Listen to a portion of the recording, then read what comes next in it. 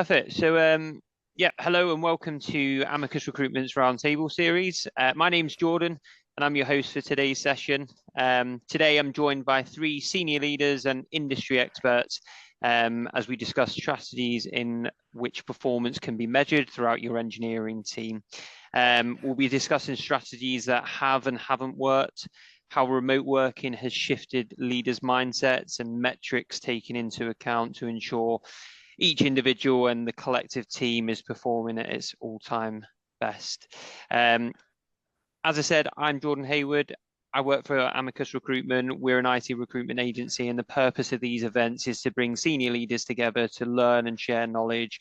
And hopefully the viewers that watch this will take some valuable insights away as well.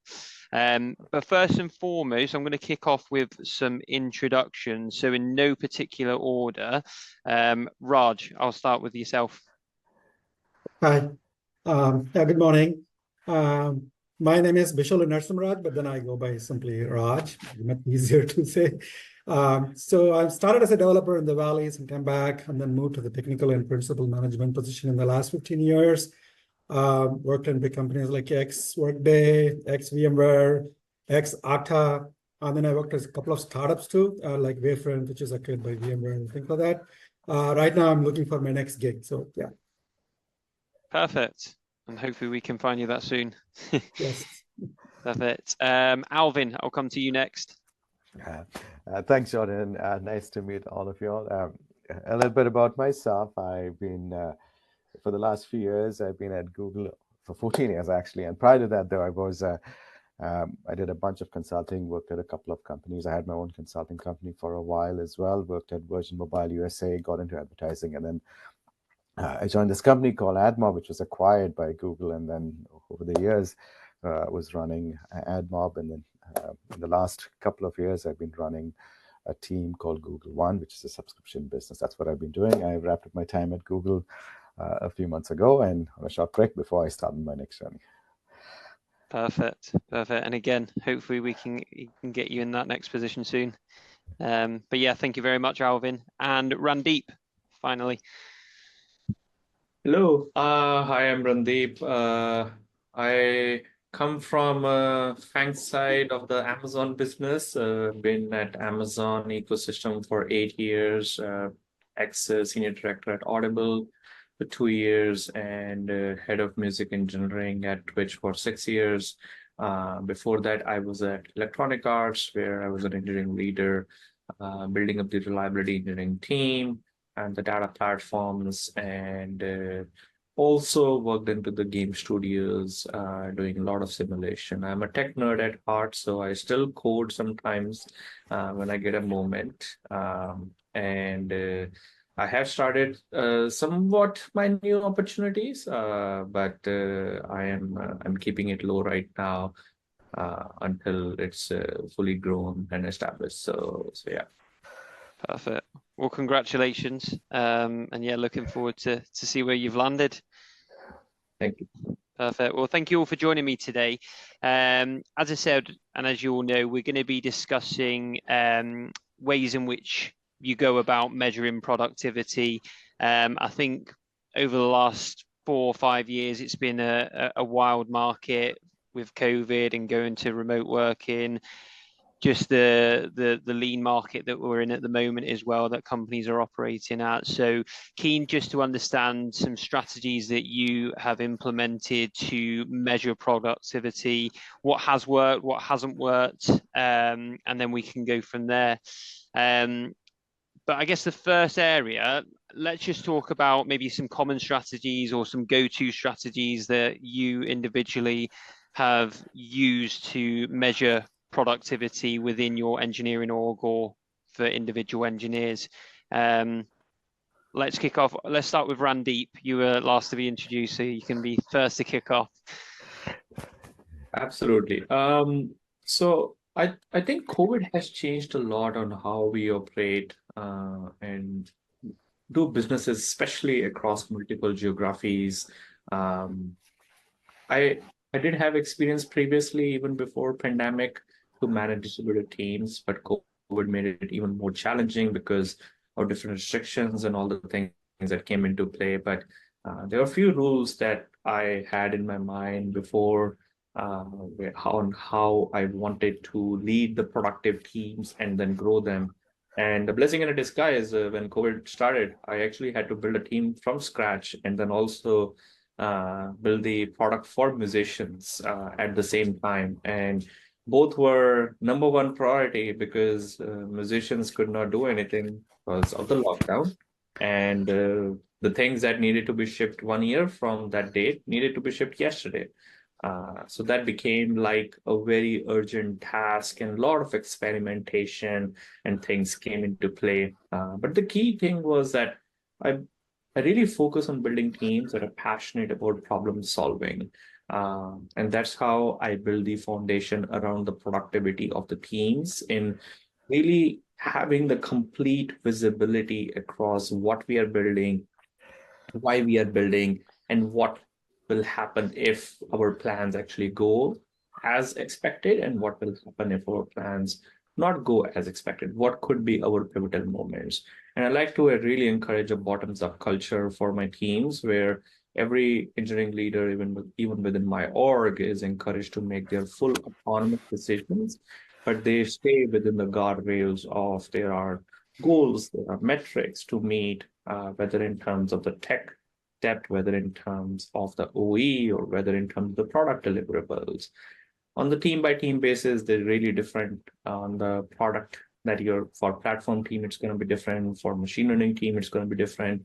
For the analytics team, it's going to be different. But the goal is to how each team can tie in their own KPIs and goals back to the company's OKR, and having that end-to-end visibility.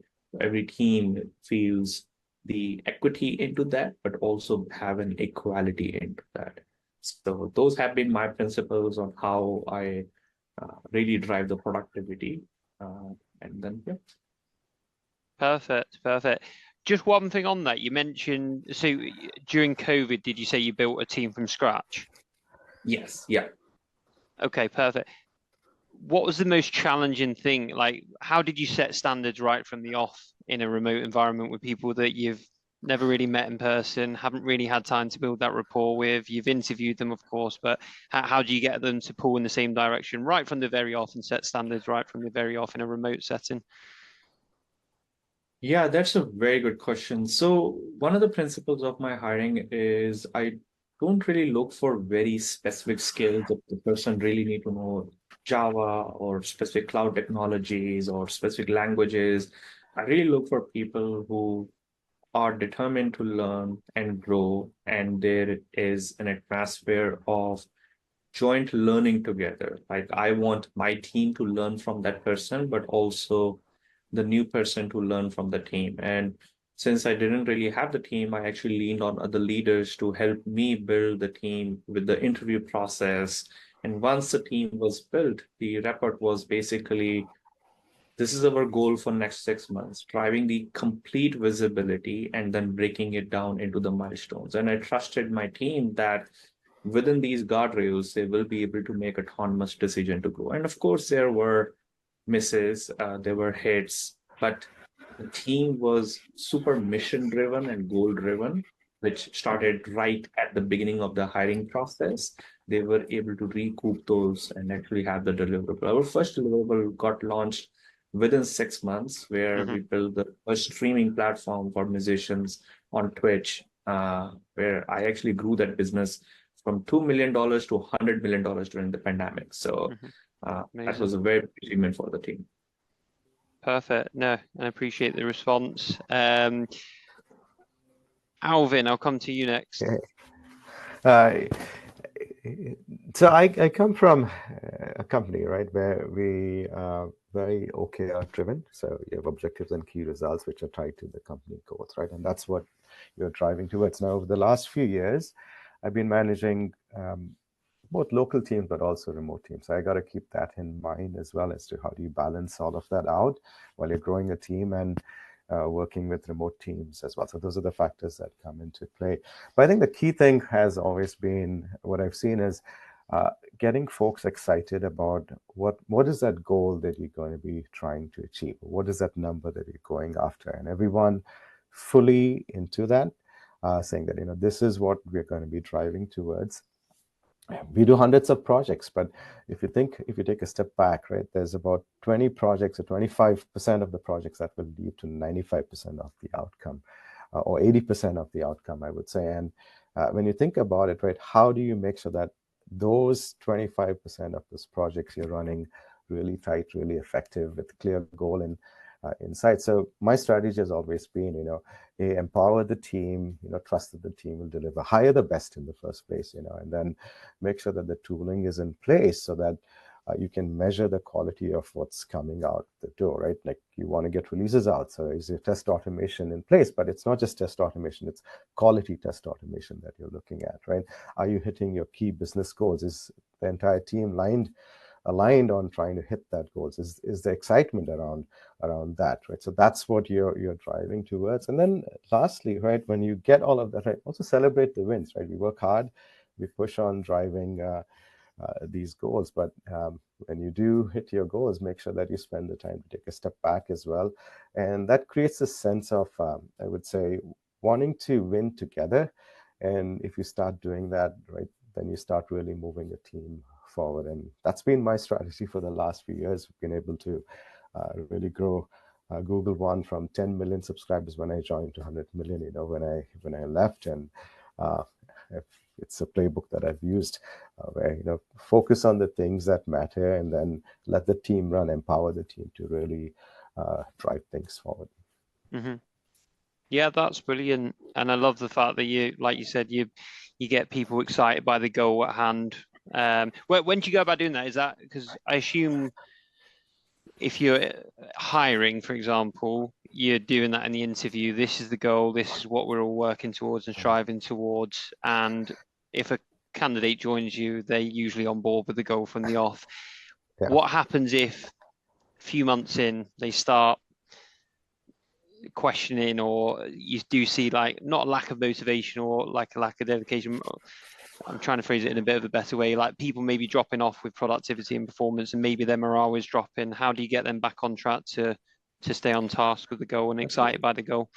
Yeah, I mean, the key, right, at the end of the day is, like, as you said, starting with getting folks excited about what they, what the team is doing and what they're working towards, and also understanding, if they hit the results, what's going to happen, what's the outcome of that. I think that's, if you get that right, most folks are moving in the right direction. And to your point, right, motivation can change over time. And sometimes it is, I'm not excited on the project that I'm working on. Or I'm not, this is not an area that I thought I would be doing. And I think that's on a case by case basis that you need to look at, Jordan, and really ask the question, like, I may be more interested in ML versus, doing some infrastructure work, and then really finding the right place for the person becomes a job of a manager to really make sure that you are setting up someone for success. At the end of the day, right? As someone who's leading a team, it's how do you make sure that you have the right people in the right place, and also how do you make sure that someone is happy with what they're doing, because that's what leads to motivation to do stuff, and finding that right place is key as well. So sometimes it could be that what I was working on is not as exciting, and that's where you enable moving within teams, or even moving within across teams into different product areas as well. And enabling that is part of your job. And if you do that right, then you're actually setting up someone for success. But keep in mind that you have to hire the best to be able to to do all of that. Yeah, absolutely. Perfect. And Raj, what are your thoughts? Yeah, so in terms of the measuring productivity, I come from a slightly different background from Alvin and Randeep. So I mostly have been working for companies less than 10,000 people, like, small and medium businesses, and mostly they are in the enterprise software. So with that in mind, the context is a little bit different. So, I mean, COVID, remote working did not, make any big difference for us, because we are already, in some of the companies, we are already working like a couple of days from home. And yeah, hiring is a little bit difficult instead of meeting person in person, but we were having already interviews, remote interviews and things like that. So it was not a big thing, but I'll come to the productivity of the remote working later. I mean, there are some points to be made there. in terms of what we measured, in one of the companies I worked for, the target is mostly like a system level. We go like, what is the SLA of this specific service, for example, authentication service, how much were you able to apply, and then we were guaranteeing that to our customers too. So we had to keep that one. So we were definitely measuring that. And I know that product is, product contains many modules and many groups are responsible. So you have to nail down like, if the SLA drops down a certain amount, I mean, which team is attributable to that one? So you don't have to, it's not purpose of blaming someone, but at least to see whether there is any issue in that module which needs to be fixed. So we focus like that. The next thing is in terms of the team. We were measuring at the level of the team. We were not measuring at the individual level because I know that will kind of cause some engineering culture issues and things to the later. So we were not measuring. We were going by the team. So monthly things, we will commit something, and then we will go, and when we go to the execs and present, okay, this is what we completed, we will say we were able to complete 70%. But if something below 50%, then it is a cause for concern, right? I mean, you need to look at why you are committing for 50% and 100% of something, and then you were able to deliver only 50%. So that'll raise some concern. So you go and look back at that time, because of the enterprise market and how the context of the whole environment, how the product works, there are a lot of things will go on. Sometimes, you may not have had you may have a lot of interruptions because your customer, high value customer, is coming back and reporting issues. So you got to drop something and start working on that one. So some of the many things we were able to explain as a part of the review, this is what is going on, and then execs will understand, okay, that makes sense. But some cases, you will really find some issues in that one. You got to go back and say, hey, my CI/CD pipeline is really slow. We need to improve that one. So that is an opportunity identified as a part of measuring this metrics, even though it is really at the output level, not at the impact or the other kind of higher level, system level or impact level, even though it is the output level, which you don't want to measure most of the time, but it was giving some good points back to us saying that, hey, there is some problem with the CI/CD pipeline. We need to take a look at it, and then we need to fix it. So we put some effort into that, fixing the CI/CD pipeline, which improved. And also, how your teams are distributed. Is it remote or hybrid? If it is hybrid, you may have a better chance of onboarding the new people quickly, but it's remote.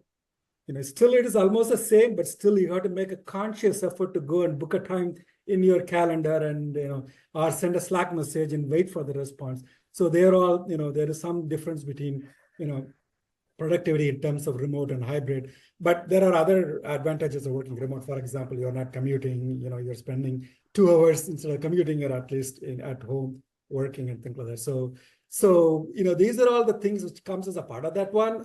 So to measure all these things into thing and normalize all these things and come up with a productivity number, it's not an easy thing, especially with all the contextual changes, like your requirements are not ready.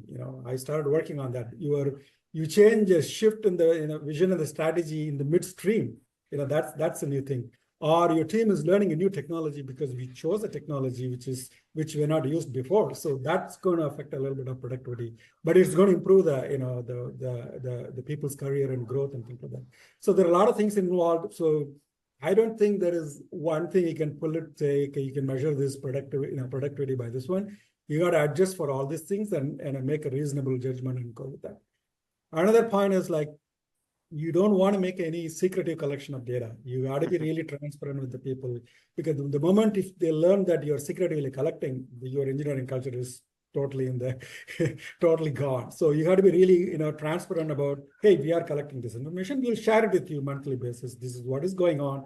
This is how we are doing. We need to make some corrections. So we share it with the team, so which they appreciate it. So the other one is in terms of the tools, we used some in-house tools which we are already using, like Jira and things like that. But if you are building your tools for a small and medium companies, people like Google and Amazon, they can go and build tools.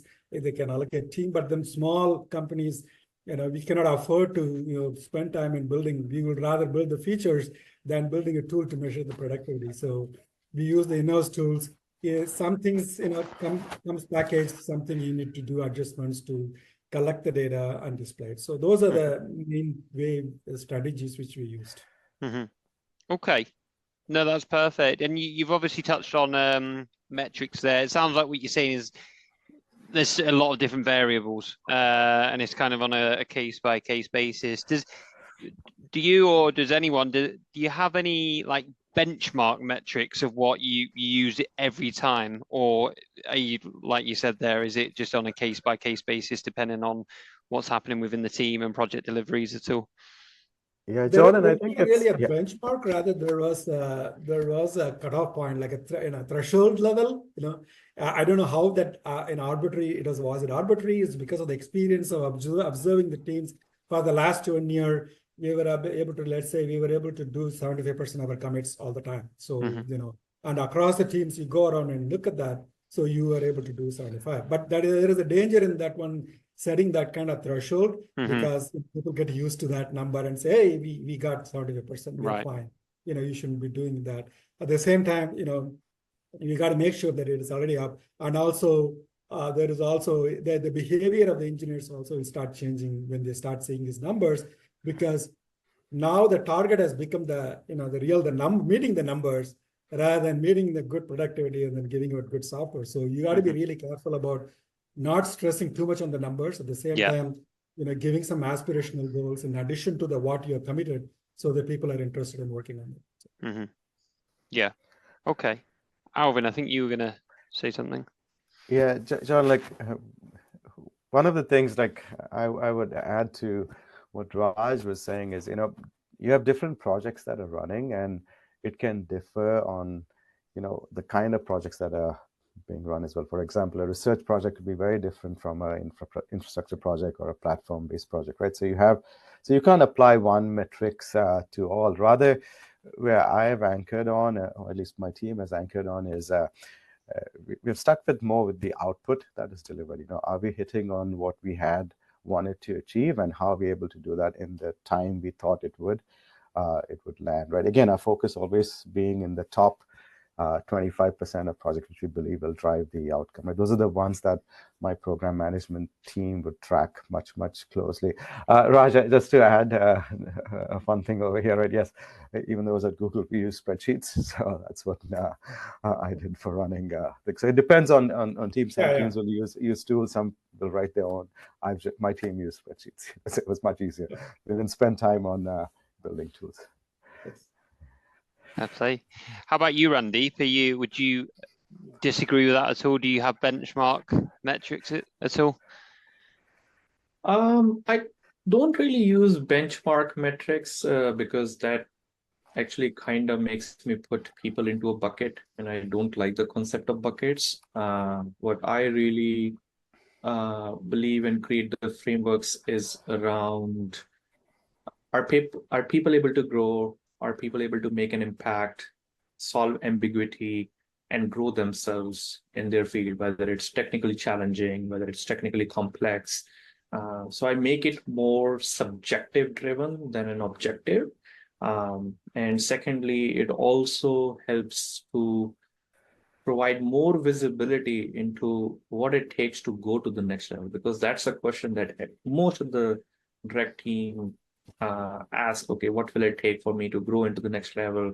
What do I need to achieve? And to make it more as a person that you are in your own career's driver's seat, I don't have to make a decision on when a person should be promoted or when a person should even make a lateral change into their job.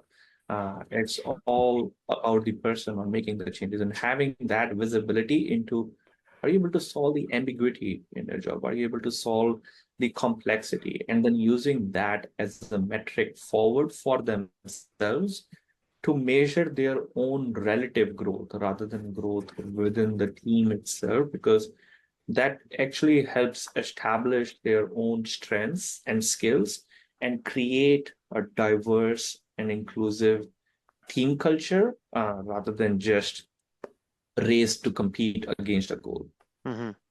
Yeah. Okay. No, interesting.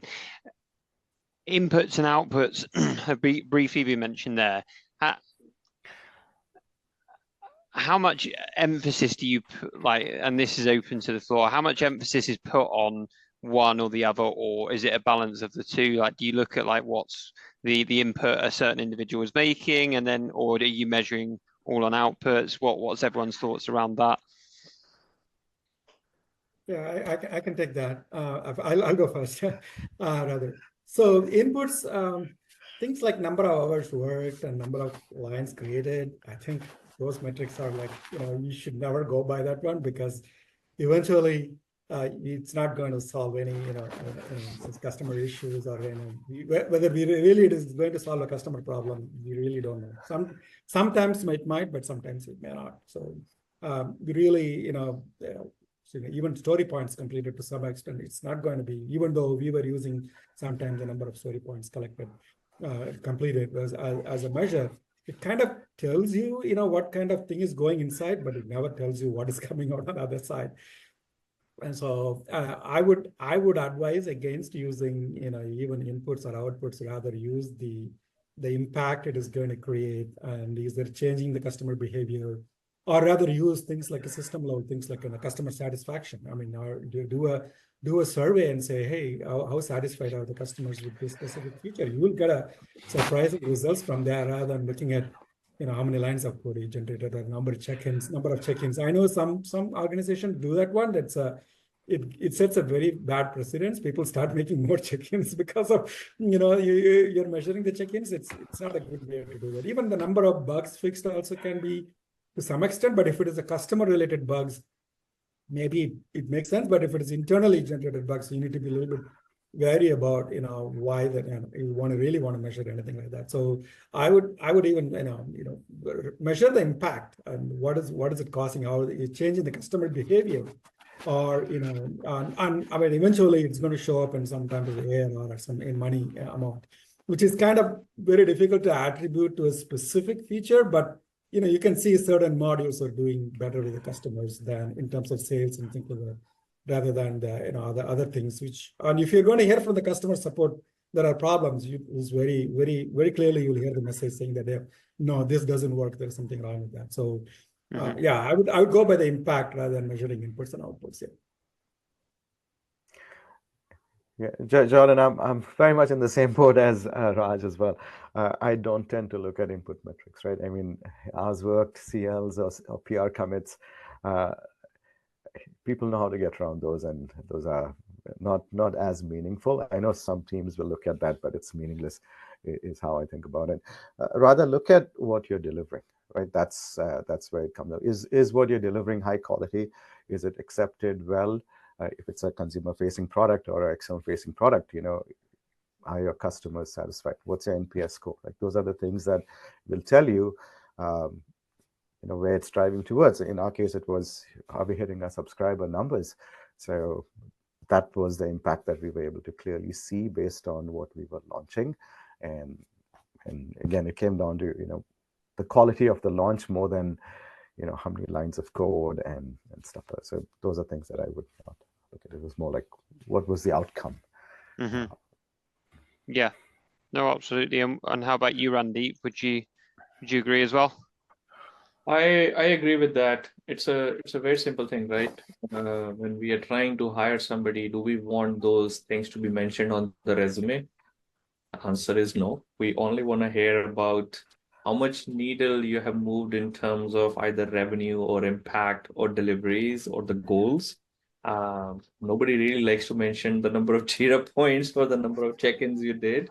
It's as simple as that. It's that input and that output. What do you want to be inputted in the resume is something that you want to output it to your own personal growth as well as the growth of the company. So yeah. Perfect. No, agreed. It's always interesting to see. I mean, I'm just looking at it from my side as well. In sales, it can be a case your outputs aren't always what you can control. So sometimes it is best to look at what your inputs are. So very, very eye-opening from my side there. So no, brilliant. I guess just wanting to move on to, we've obviously talked about strategies we take and stuff. Let's maybe cover, has anyone tried something maybe, or tried something that they always would, or tried something very fresh and very new that hasn't worked as well, or has maybe upset the team or an individual within your team? Are you able to give me an example of that at all? Randeep, I'll start with you on this one.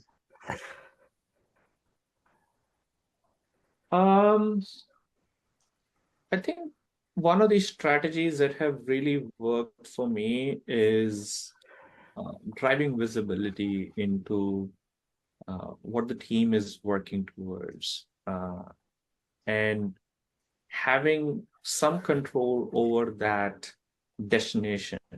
I can understand, that in big companies, controlling P&L and all those could be really tough and extreme, even for senior leadership, because it goes up many layers of chain before you start to even make an impact to the P&L. But as a leader, I believe it's a job to articulate even those P&L into meaningful, tangible milestones and goals that the team can articulate into their monthly, daily, and weekly goals that they can achieve. So I think that's one of the strategies that has worked really well for me. And it has also become a bigger challenge because the articulation can turn into many different interpretations for different individuals and different teams and different leaders. So when I was first doing it,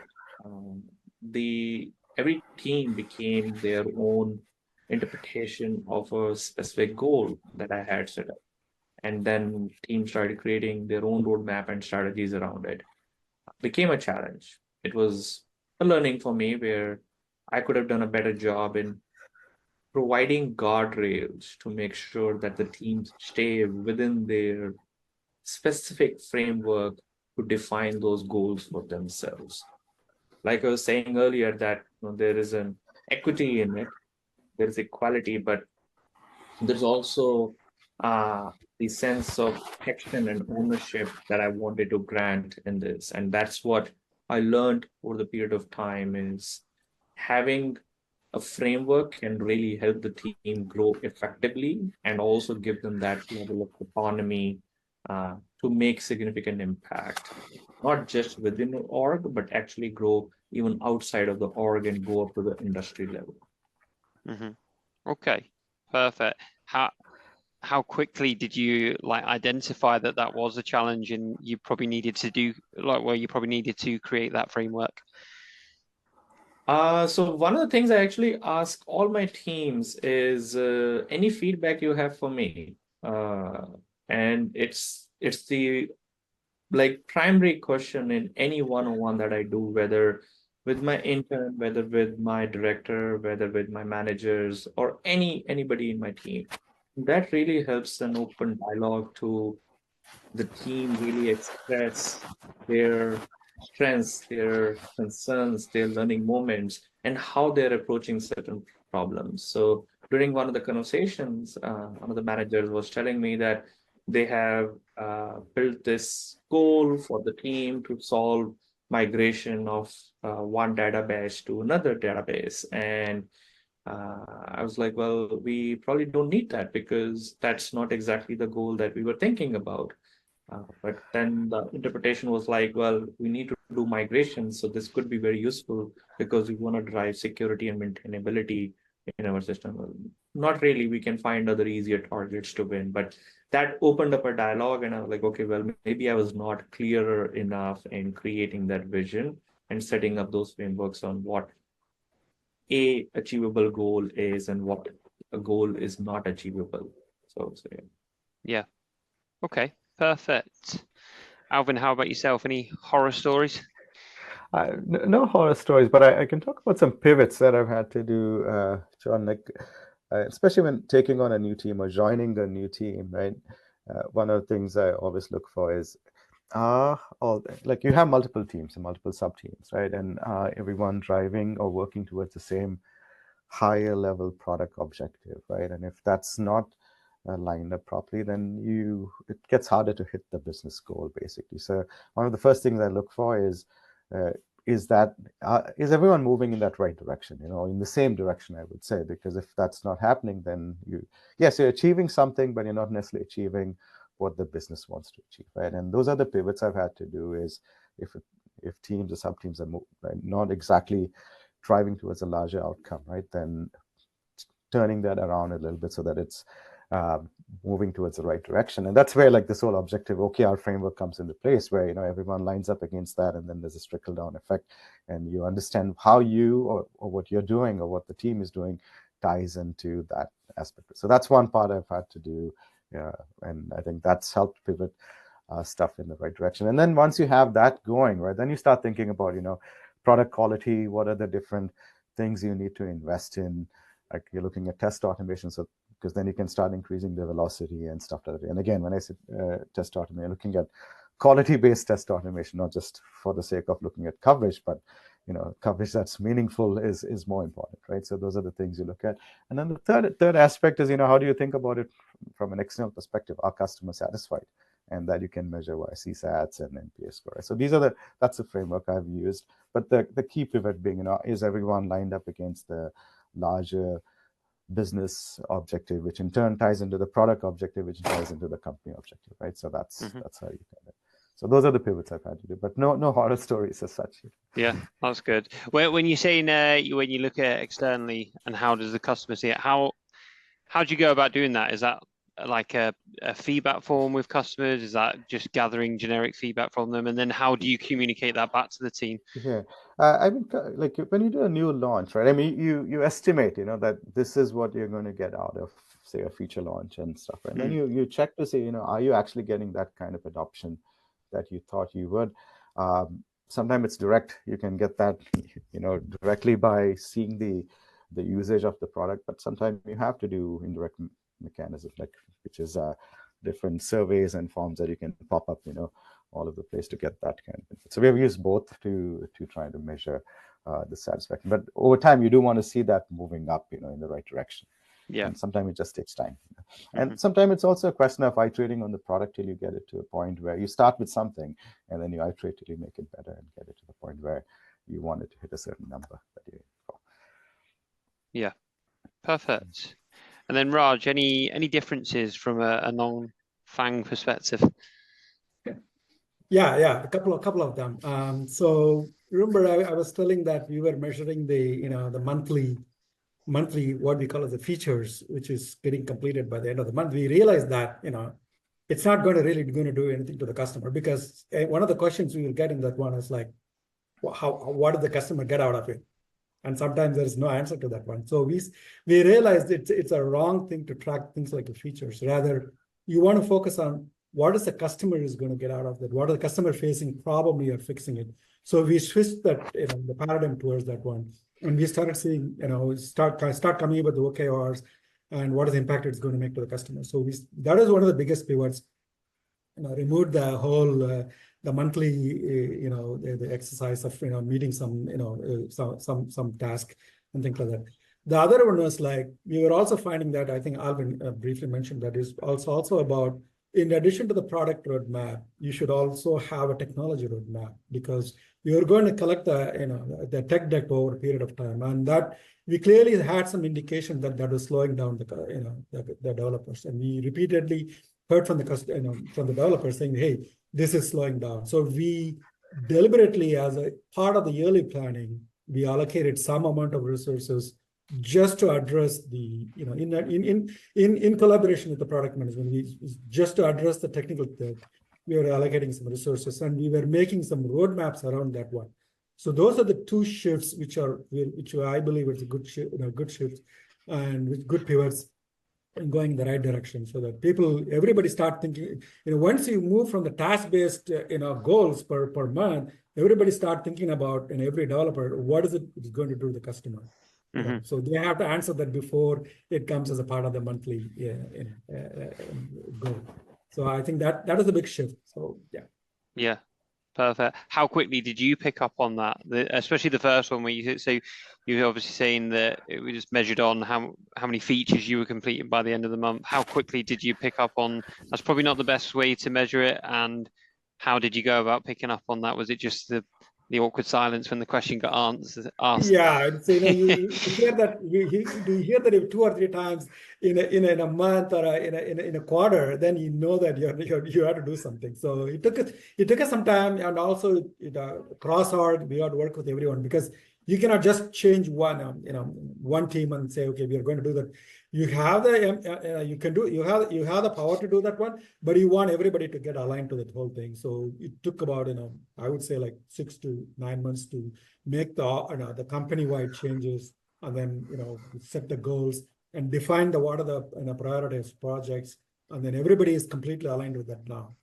Because sometimes the cross-org dependencies, you have to respect that priority instead of working on your own priority because it's a company priority. So that kind of set the vision of every developer, every team started looking at that way.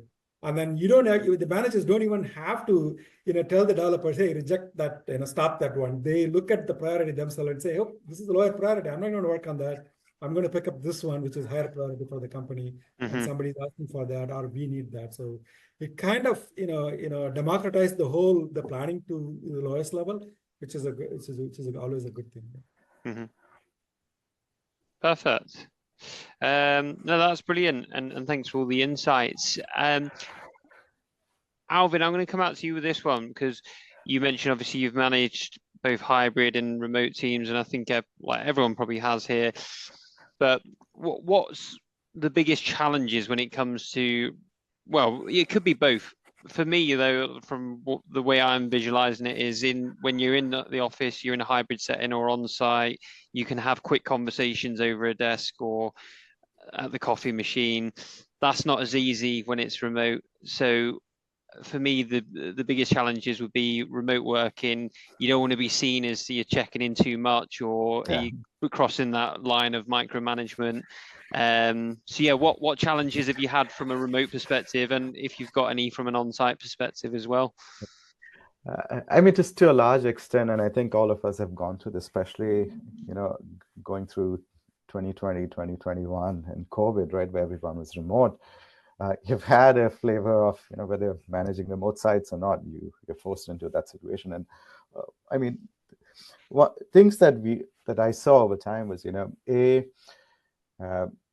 being remote, some things have changed quite a bit, right? You tend to focus more on the outcome rather than how much time you've spent doing something. It's like, hey, are you able to achieve the results, right? And that's a change for the good. I think that's how it should be. At the same time, right, some things get harder.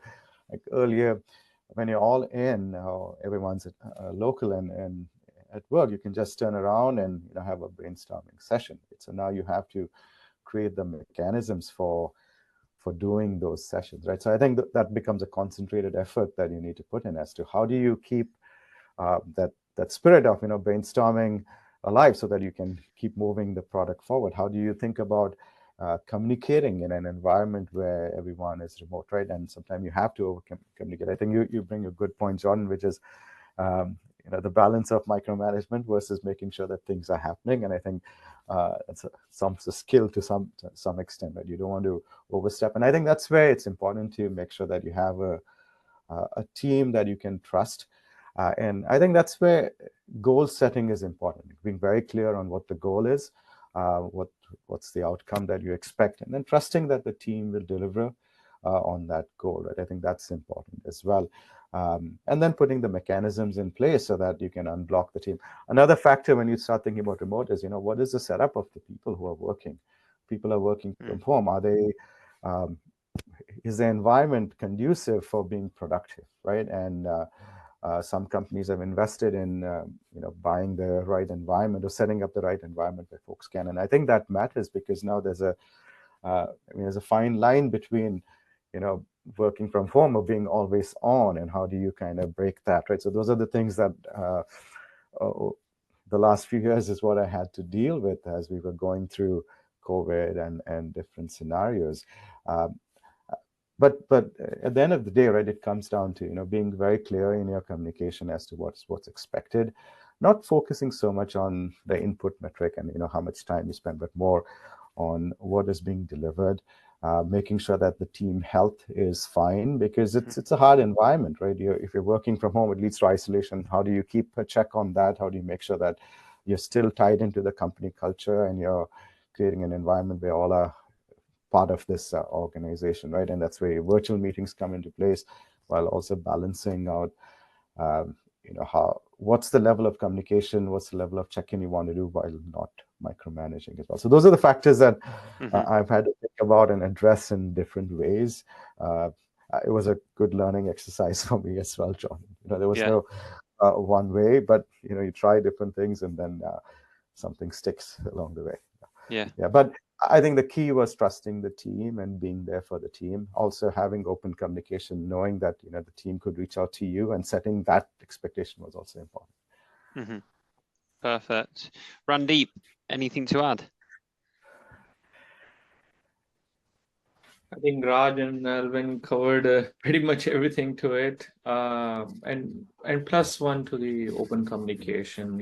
I can't stress enough on it. The team really needs to feel comfortable to share their emotions, their thoughts, their challenges, their strengths with you at any given point of time, no matter how many levels of skips they have to cross to reach you. So I think having that is a different empowerment that every team needs, and it really helps bridge the gap in bringing this together. So 100%. Yeah. I just want to add one point about that. So in terms of the remote working versus office working, I think Silicon Valley is long past the punch card. I mean, those things are, nobody expects you even be pre-COVID to be in the office by 10 o'clock. I think those are all gone anyway. So it really didn't make difference for us. But in terms of building relationships, I found a big difference meeting people in person compared to meeting people, the same person you meet in one-on-one in a video, than a person you meet in person. That's a huge difference. I mean, because of that, we specifically make sure that we gather at least once in 6 months or once in 1 year, to go to that specific co-location and meet people, have dinner, and also having fun. I mean, that is a big miss during the COVID time, right? You want to have a team, you want to go and grab a beer. You can't do that. You have a virtual beer or add food from I think everybody gets together. That's completely different than going to, as a team, going to a bar or a dinner restaurant and talking to the people. I think those kind of personal touch is the main thing we missed in the COVID. At least for me, it made a big difference in terms of making connections, and whether within the same org or within my org and going across org, that's a big difference. Especially across org, it makes a big difference because you're going to go to the person and say, "Hey, I need this done for me. Can you do it?" So those periods are much easier if you have been with that person for some time to just to hang around. That makes a lot of difference. Yeah, I can agree with that. I remember when we were peak COVID, we were doing a pub quiz every Thursday evening to try and bring the teams together and have that just social aspect to it. And yeah, it wasn't as good as the real thing. So it was challenging. I was going to touch on how important a Slack channel has been, or any form of quick communication like that, rather than booking in a video every time or an email. I mean, it's a quick back and forth, almost like text message. Has that been a bit of a lifesaver for anyone? Yeah, big time. I mean, Slack is like, if you want an urgent thing passed, I mean, you expect email to be answered by, I expect email to be answered by end of the day. If I send an email, I don't expect immediately any reply to that one. But if I'm slacking somebody, then at least I want to hear back from them within an hour or so, because otherwise I won't be bothering them with the Slack, because that is going to interrupt the developer from whatever he or she is doing to focus on the Slack, and it may be a completely different context for them to switch to come back, and you don't want that kind of interruption. So I really want to avoid too much of Slack in a conversation. I talk with the managers frequently, and if I'm going to ping a developer, I think twice before pinging the developer. Do we really need it? Or an email will do, and then I can expect the answer by tonight. I'm fine with that. Yeah. But Slack is a big deal. Sometimes if there is an urgent issue going on, you need to pull everybody together. Slack is a big deal. Perfect. Yeah, Jordan, at Google, at least we've used group chats, and that works really well, and the chats are set up. You can set up chats based on what you're trying to achieve, and depending on the subgroups and stuff like that. So that helps. Perfect. No, that's brilliant. I'm conscious of time. We're almost coming up to the hour, which has gone pretty quick, to be honest, but I think we've pretty much covered what we wanted, or the majority of what we wanted today. I just have one final question to part on, one for each individual. Just any advice to any future leaders or existing leaders that they would give around measuring productivity as a whole? Anything that we've touched on in the last hour that you maybe would just want to reaffirm? Randeep, I'll start with yourself. Absolutely, yes. So my advice will be, if you're measuring productivity, don't keep it in the dark.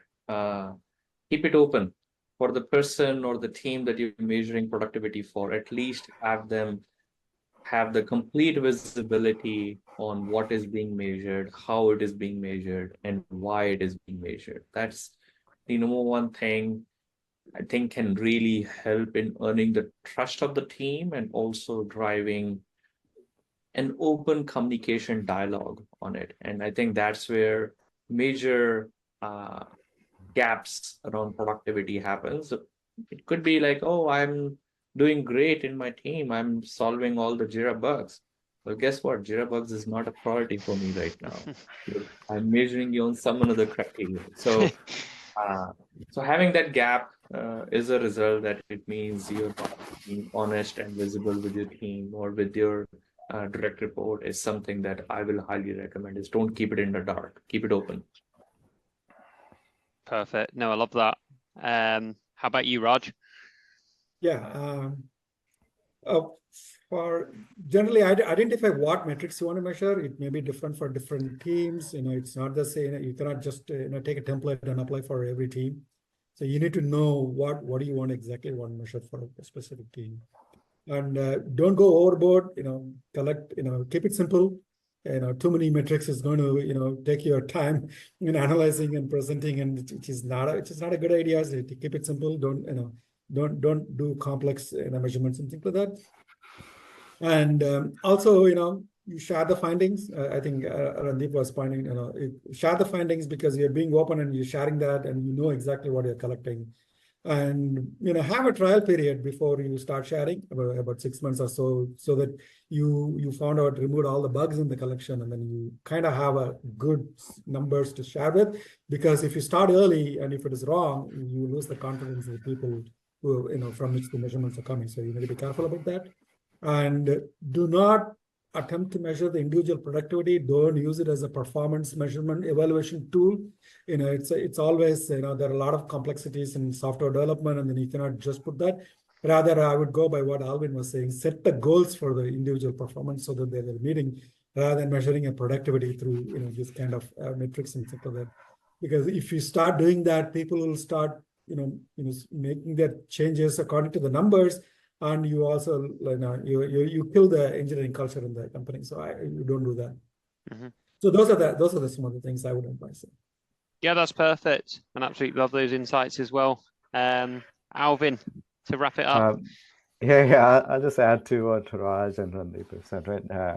Right, my guidance would be, set very clear goals, but ambitious goals as well. You want people to be excited about what they're working towards, and the ambitious part is the important part over here, right?